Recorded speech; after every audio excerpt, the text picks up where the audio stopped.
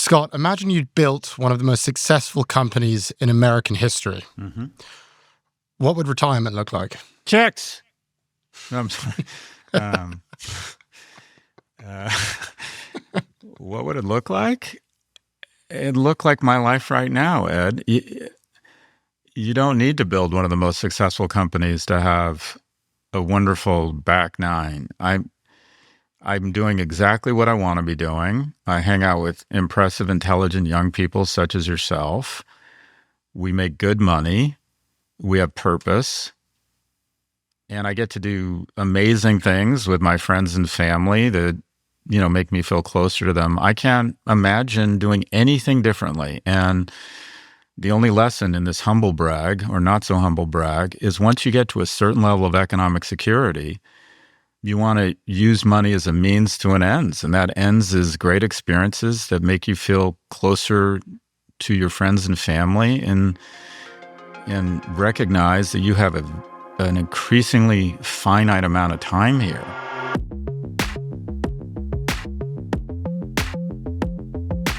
Welcome to First Time Founders. 27 years ago, watching movies on demand meant making a trip to the rental store. But after a frustrating experience with a lost DVD and a hefty late fee, my next guest saw an opportunity for change. He envisioned a world where people could enjoy movies from the comfort of their homes without the hassle of late fees and without making a trip to the store. So in 1997, he launched a company with a groundbreaking idea: flat-rate movie rentals delivered by mail.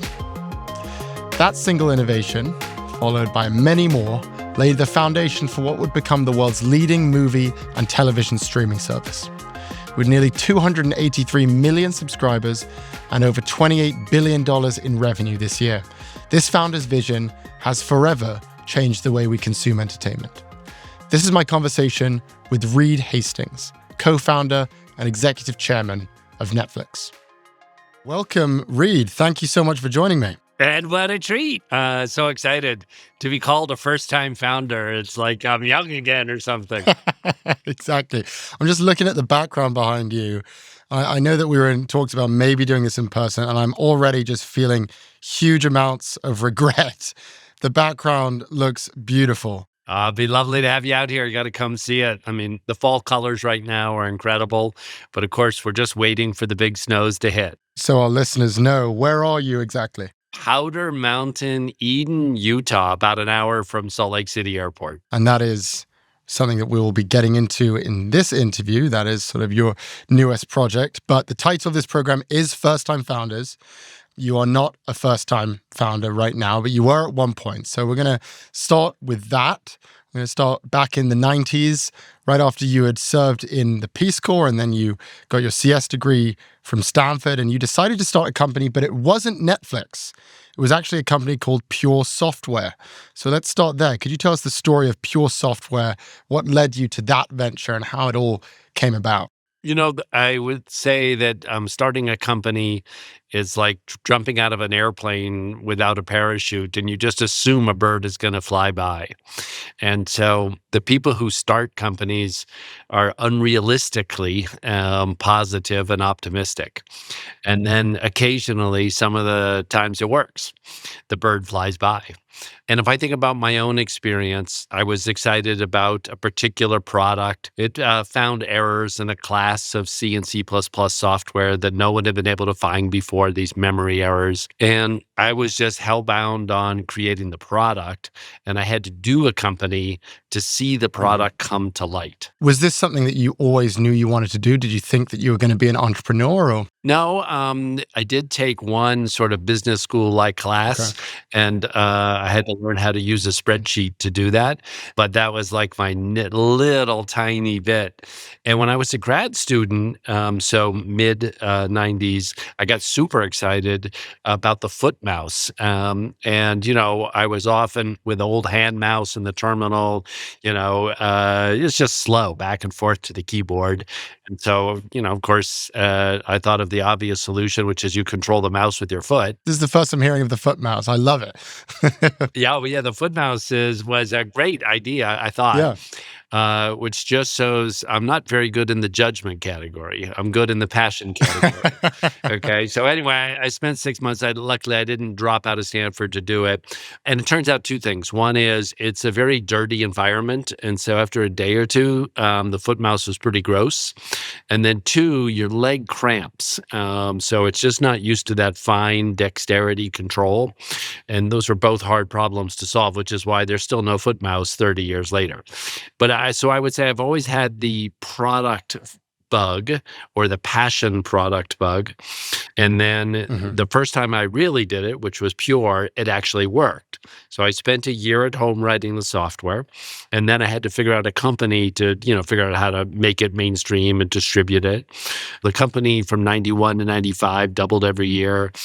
Morgan Stanley took us public in 1995. And so in many ways, it was a, great success of that era. But I was pretty miserable for a lot of it because I didn't know how to do anything in running a company. And so it was just chaos. And that felt bad. Yeah, so this is what's so interesting to me is that you're not known for pure software, but it was a smashing success. I mean, it was your first company. As you said, you took it public in 95. Later, you merged it with Atria. And then in 97, it was acquired for nearly $1 billion. And that's roughly $2 billion in today's dollars. So this was like a hit success. And it's just so funny that you view it as kind of one, that it's sort of a footnote on your resume, two, that you view it as sort of a miserable time. And so I'd love to just, as you reflect on pure software, you were a new entrepreneur, it's your first company, it was successful. What do you think you were getting right at that time? A product passion. Okay. Think of one extreme, which is Elon Musk, which is like all passion and envision. And, he manages quite successfully through inspiration, purely, right? And then the day-to-day management of things is pretty chaotic, and he's got tons of turnover, and yet he still accomplishes amazing things. So call that one end of the spectrum. Another end of the spectrum is the really well-run, retail something, I don't know, that, not that inspiring, but very disciplined. And so you can achieve excellence through that, or you can achieve excellence at the other end. And my first end was more in the Elon style. It was all about passion of software quality and what that can mean for the world and the problems of software errors. But the day-to-day management was pretty poor on my part.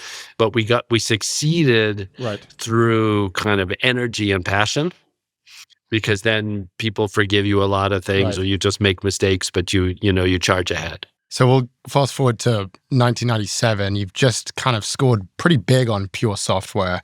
You sold the company. And I think for a lot of people at that point, you start thinking about maybe early retirement, maybe you move to St. Bart's, you do live a life of arrested adolescence, as Scott likes to say. That's not what you did. You decided you wanted to start another company, and this idea was for movie rental delivery. Tell us what was going on in your head at that time, and why did DVDs by mail seem like such a good idea to you? It was the time when Amazon was just going public. E-commerce was clearly going to be a big area. And there were a lot of foolish companies just saying, okay, I'm going to sell computers or I'm going to sell lamps. And clearly Amazon was going to crush them eventually. And DVD rental, or rental generally, has this two-way logistics. You had to send them back. So it's very unique, city-specific logistics that we figured Amazon wouldn't bother with. It was too small a market, didn't leverage all their core. There weren't 5 other things for them to rent.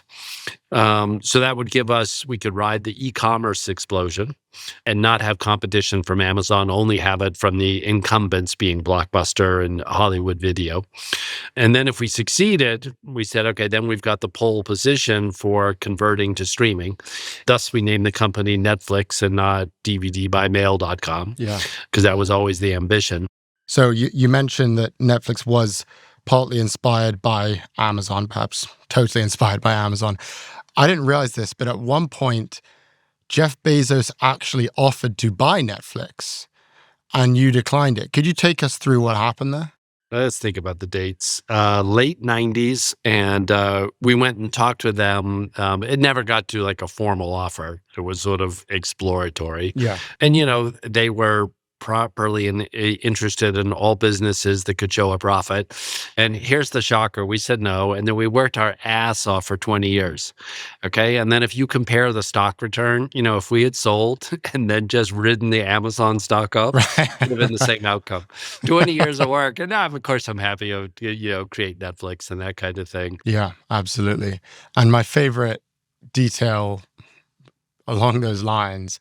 So Netflix is growing, it's doing super well, it's on pace to go public. And then the dot-com crash hits and it brings down all these companies, and that includes Netflix. And you actually tried to sell the company to Blockbuster for $50 million and they rejected you. So I'd love to hear the story of how that went down. Yeah, I mean, that one was more avoiding a big fight with Blockbuster. We realized that if we're going to grow really big, we're going to have a big fight with them. And how about if we just give them 50% and then, help them profit and not have that big fight with them? And so we were open to that, but they're like a big serious corporation. We were a bunch of scrappy Silicon Valley kids, and they were like, when we want to do online, we'll just do it. And so they didn't see any need, or interest in buying us. And then they did compete with us like heck. And luckily that didn't start until 2004. So they waited an awfully long time because they weren't sure the market size. But then they got quite serious, and it was a huge price battle in 2005 and 2006. And then they ultimately bankrupted themselves by 2007 or 8. I feel like in the history of video, the way that Blockbuster is remembered is they sort of dropped the ball. They weren't focused, they weren't managing themselves correctly, and that you came in and ate their lunch.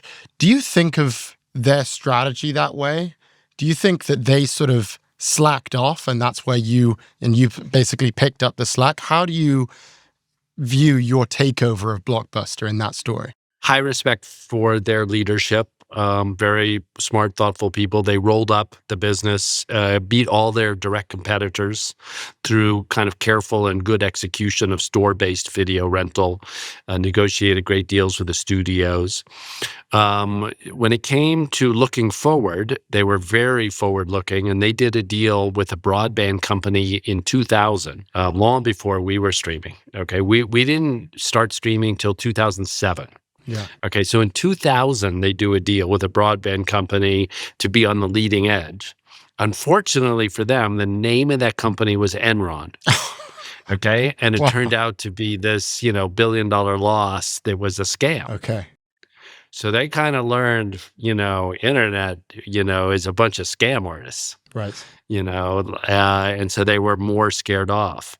So then we came in with DVD by mail, and it seemed like, an interesting little business. But again, they were looking for how to go direct to consumer, and they didn't want to do this intermediate step. It's hard when you've got one business model you've done, in their case, for 25, 30 years. Right. And then there's a once-in-a-generation change, i.e. the internet.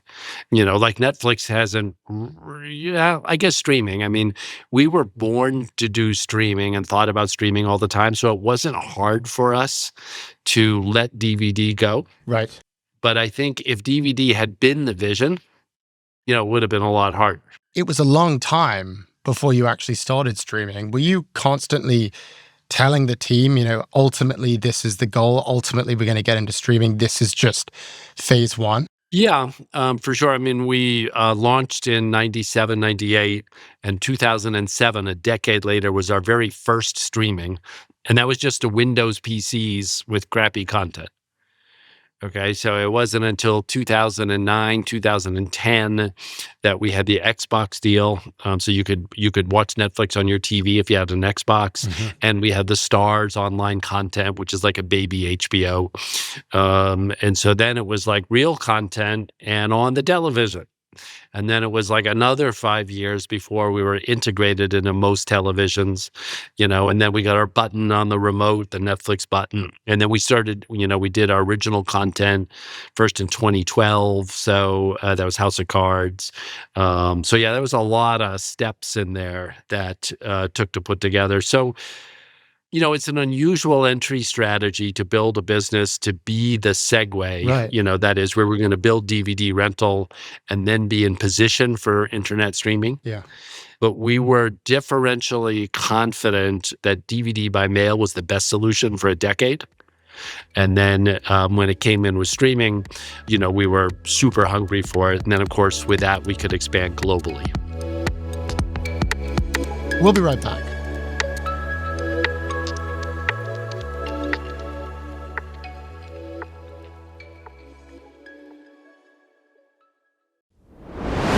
We're back with First Time Founders. Was it difficult to convince your team of all of this? I mean, it sounds obvious now. Yeah, of course, people will be streaming, but I feel like back then, you're sort of making a gamble. You're making a bet. I'm just interested. You say, we were confident of all of this. Was it all of you, or was it just you? How did you convince everyone this was the right way to go? No, it was pretty broad that, so YouTube started in 2005. Right. We could start to use streaming. That was the first low quality but high scale streaming. Mm-hmm. So, there's like little things like, how much should we invest? Should we invest, 30 million or 300 million in streaming in a given year? So, but I'll call those technocratic decisions. Nobody thought we shouldn't invest. It was just how fast, how early, those kind of things. I feel like one of the things that makes Netflix so unique is that it's basically been on the forefront of pretty much every major secular shift that we've seen over the past several decades. And it's, probably been on more of those than any other company in this generation. I can just go through the list. I think it's worth just listing for people. You had the VHS to DVD shift. You had brick and mortar to delivery, one-time purchase to subscription-based, DVDs to streaming, and then more recently licensing to original content, and then even more recently, domestic content to international content. Crazy, isn't it? So it's basically front-running every single major shift in the industry. And that, to me, has been the differentiator with Netflix and the trend. What do you think you have done as a leader that has enabled that level of innovation over such a long time? I mean, a lot of people innovate, a lot of people do new things, but you've been consistent in every single one. What do you think you've gotten right? I try to think through from first principles why certain companies grow and thrive and, when they get left behind or when not. So I've always been a fan of kind of studying, when I was growing up, it was in the computer business, it was Sun and, Microsystems, Mm-hmm. and it was HP and digital equipment. These companies were dying right and left. And they were major companies initially for a while. And so I early on got a very close study of major companies with the ground shifted out from under them, and how unusual it was to be Microsoft or others that continued to pivot with the new landscape. And so I think I've always been a fan of that strategy thinking, learned mostly by watching other companies, because if you learn it on your own companies, that's expensive. Right. So it's better to look and see when you see a company do big pivots like Microsoft has, over 40 years, and they've missed some too, right? They're not perfect in it. One of the pivots that you made, so from DVDs to streaming, I was just looking back through the time machine. You decided to rebrand the DVD business to Quickster, and the streaming service was going to remain Netflix. And I just pulled some headlines from that year. Quickster is dead. Quickster goes quickly. And here's my favorite from The Atlantic. 5 reasons why Quickster is now Deadster. that to me is sort of like an example of where, a pivot could kind of go wrong, but ultimately it was successful. I'd love to just get your reflections on pivoting to streaming, an initial failure it seemed, and then it worked out big time. So in studying other companies, we realized they're run by good people and they still miss the transition. Yeah. So the average smart and careful leadership team is too slow. And so we thought, okay, we've got to go faster than we're comfortable. Okay. And the phrase internally was, we got to be so aggressive, that the hair on the back of our neck, is raised up. It's really scary. And that allowed us to say, okay, let's take all of the DVD rental business and shove it to the side into Quickster. And the only thing remaining, and we knew would be streaming. Yeah. But at that time, 2012, streaming was still not very good and still not very broad. And so we were very aggressive, and it was too aggressive for the customers. Okay. We didn't, they care about the here. I mean, I'm paying you $20 a month. I want, what I want. And so we were ahead of the customers. And then that cost us a lot. The stock shrank by a lot. Customers quit us. The press thought we were idiots. And it was too fast in hindsight. Okay, but think of it as the aggressive spirit that allowed us to do all those transitions you referred to a few minutes ago was the same aggressive spirit that makes us go a little too fast with Quickster. Yes. Okay. And then ultimately, you're right, it became DVD.com and we did the thing and separated it in a more low-key way. And then, it was just last year we finally closed DVD.com. So, Exactly. it was the right idea too soon. But if you think about it, these things are uncertain. And so if you make 5 decisions a little bit late and one a little bit early, you're sort of in the same range. So we didn't beat ourselves up too much on it because we were like, look, you got to be aggressive. You got to be able to recover if it's been too fast, but you can't be afraid of moving too fast. Why is that exactly? Why do you think that it's so important to be aggressive? I agree in hindsight. I'm glad that you were aggressive, but I feel like it's very easy in business and in life to think, well, things are going well and we don't want to disappoint our shareholders and we don't want to disappoint the customers. And it's just so interesting to me that you were very, very sure that no, we have to move extremely quickly. Why was that so important to you? So some people are tall or short. Some people are risk sensitive or risk loving. Yeah. Okay. Honestly, I think it's built into people's biology. And I've always loved the fear and excitement of the going fast. Yep. I do think it's helpful if you take smart risks. Obviously, if 4 or 5 of the big decisions we made were as bad as Quickster, then there's a problem. You've tipped into being reckless. Yes. Okay. But if mostly you get it right, and if you can recover when you've been too fast, then that's just aggressive and not reckless. And so then, you can get great returns like Netflix has been. Cultural principles and company culture has been such an important part of what you built at Netflix. And now many companies around the world have borrowed a lot of your principles. I'd love to just go over a couple of them and hear from you what they mean and why they're important. First one I've got here is farming for dissent. Yeah, that's one actually we brought in after Quickster. Mm-hmm. It means that dissent in a management team is not easy or natural, especially if the leader has a strong view and has often been right. And so it's important to farm for dissent and to stimulate mechanisms by which contrary views can be evaluated and heard. We're not trying to manufacture consent. Okay, we're trying to stimulate dissent, up to a point, and then you make a decision, and then you want everybody on board to execute it like heck. What is that point? You said up to a point. Where do you cut it off? So for big decisions, it's a somewhat formalized process where we'll have a meeting and then everyone enters their view in a Google spreadsheet, that's visible to everybody. Right. And you vote on things. -10 is like, it's going to be a disaster. To 0 is like, I'm not really sure. To 10 is, this is the best thing we could possibly do. I'm very confident. Yeah. And then whoever's making the decision then writes up.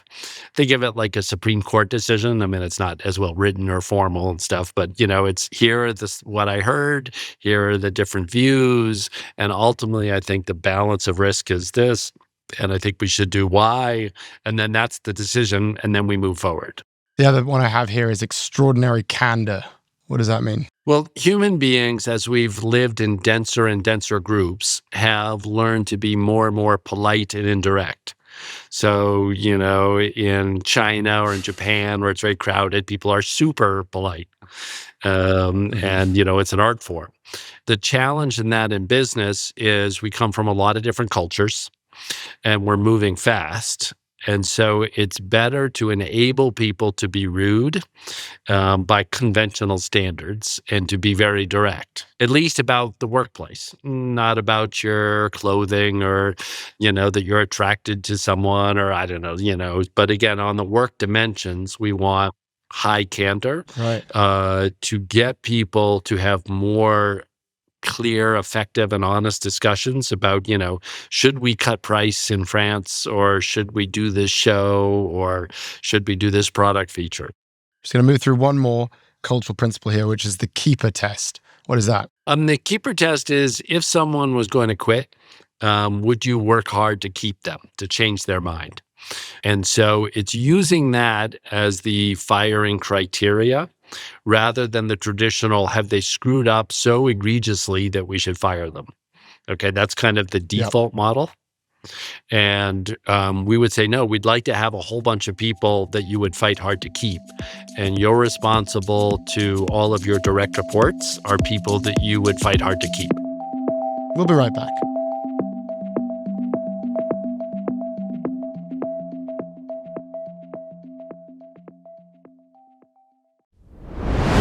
We're back with First Time Founders. I'm going to move on to leaving Netflix. In January 2023, you stepped down as the CEO. Your co-CEO, Ted Sarandos, stuck around. He remained at the helm. Greg Peters was promoted. And when I look at what happened here, to me, this is kind of one of the greatest succession stories of this decade. Because, I look at what happened to Disney, what's happening right now at Nike, what's been happening at Starbucks. I even look at what's happened in our government.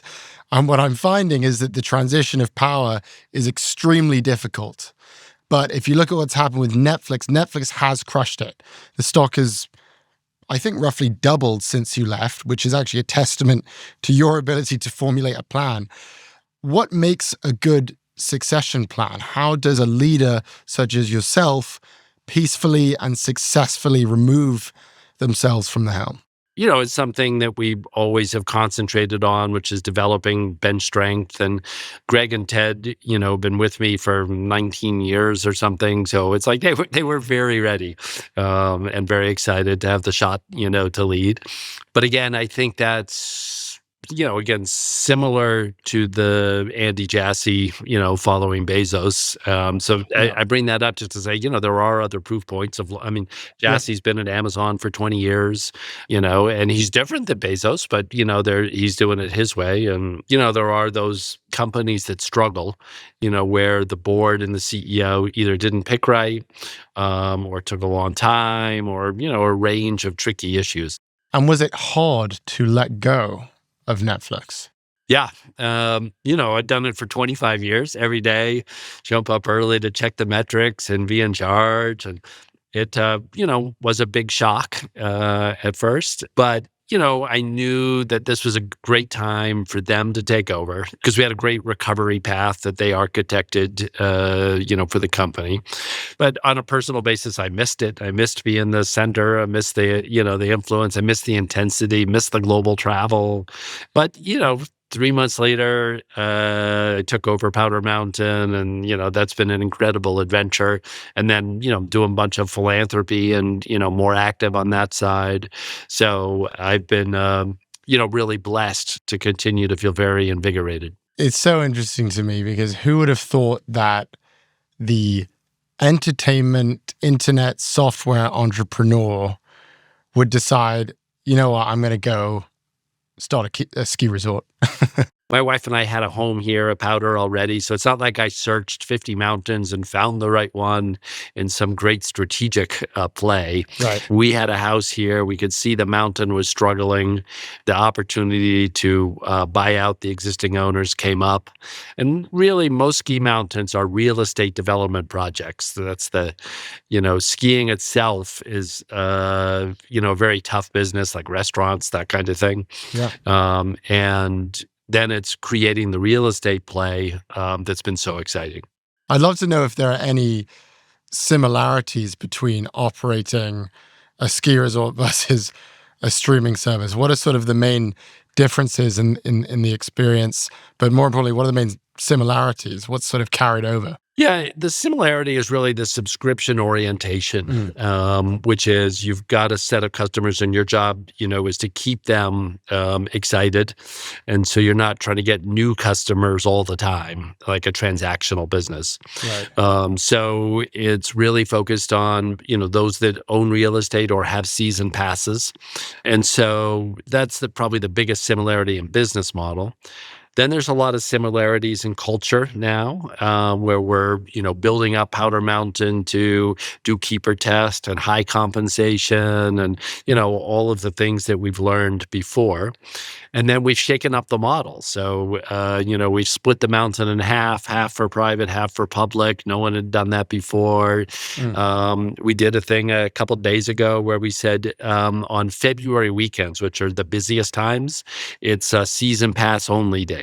We're continuing to find ways to innovate. Right. But I would say in the ski industry, the great popularizers have been the Epic and Icon passes. They're the ones that roll up, 50 resorts. Think of them as the Costco or Amazon Prime. Okay, that's like a super high scale. I mean, I would have loved to invent that business, but I didn't. It's been going on for 10 years. And now we're competing now in the irony of ironies, on the niche provider competing with the dominant firm. Yeah. And trying to come up as we have with something that's counter-positioned. And Epic and Icon have made skiing more affordable, but they've made it really crowded. Yes. And so then we're the counter to that. We're more expensive, but we're like beautifully pristine and open. And it's, more like hella skiing. It sounds absolutely incredible. I mean, the real difference here is this is really about bringing yourself joy, it seems. This is about spreading happiness and having a great time. It makes families happy. It makes you happy. And I think that's significant that is what you've decided to zero in on and make a whole operation out of. So I'd love to get sort of your thoughts on joy, on happiness, and the extent to which that's played a role in your career and the decisions you've made throughout it.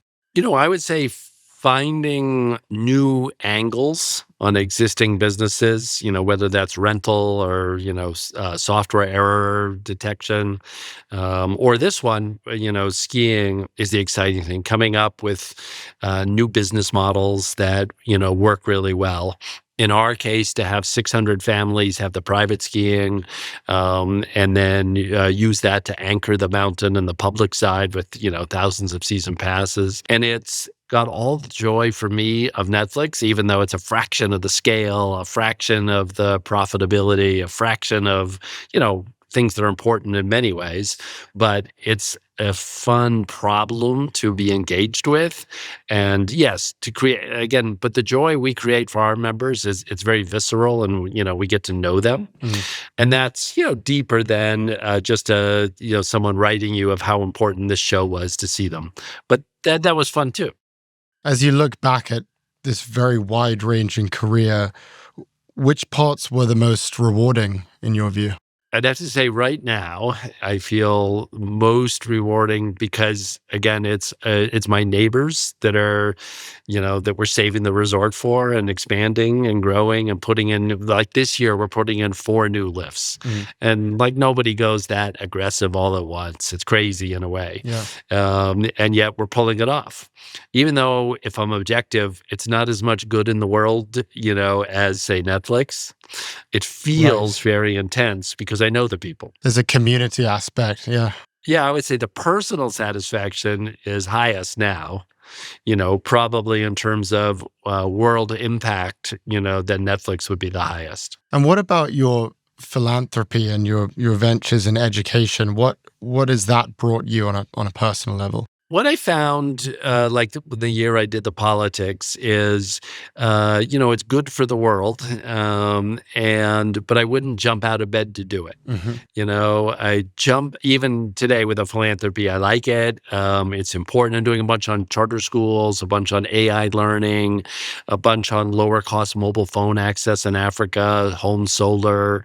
So I recognize it as important, but like if I have an hour, I jump into Powder Mountain stuff, because it's just, it's such a great group of people, both, on the staff and then in the membership. It's funny hearing you talk about this because it's so clear to me that you get hyper obsessive and focused on very specific things. And right now, it's the ski resort. This is what's dominating. It feels like that sort of gives insight into why you've been so successful in all of your ventures, is that you pick a thing and that's your thing. I guess the other word for this is focus. How has that played into your career? And do you think that's something that other people who want to be successful should be embracing more of? Well, what I realized is there's other ways to be successful. Like my friends who are venture capitalists, they're the opposite. Right. They've got 30 deals contemplated, 5 deals they're in, and they're incredible at multitasking and the ones who are very good at it. And I realized it's just not my personality, and so I think a lot of it probably for the young entrepreneurs figuring out what really are they differentially good at. So yes, I'm a focused person, but I wouldn't say that's the only way to be. Right. I would say in the investor class, they can't jump in and try to solve the problems of the company. There's different ways to contribute in different parts of the ecosystem. There are a lot of young men who listen to this podcast. As a businessman, as a family man, and as a philanthropy man, what would be your number one piece of advice to a young man who's just getting started in his career? There's no one path to imitate. And sometimes people fall in the trap of like finding their role model and I would say it's staying loose and flexible in learning and trying things.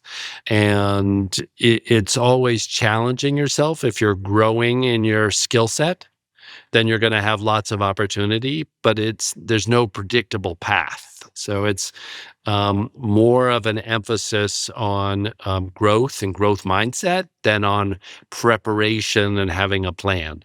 It's interesting. Do you feel that you embodied that through your career as well? Yeah, no, it was being flexible and adaptable, and it was a very, very unpredictable angles and where things veered, and then I, was fortunate to latch into some big problems, whether that's software quality and or whether that's streaming entertainment or now powder real estate. And if there's one piece of advice that you could have given yourself when you were a young entrepreneur before you started Pure Software, is there something that you would have told yourself that you'd like to tell him now? I didn't understand how to forgive myself when I made mistakes. So, I was always going fast, taking chances, doing things. And now I'm able to see some mistakes as part and parcel of, being aggressive. Right. But at the time, anytime I made a mistake, I would berate myself endlessly and unproductively. So I didn't know how to forgive myself. I mean, you said unproductively berating yourself, is there a way to think of self-criticism in a more productive way that is actually helps you move forward?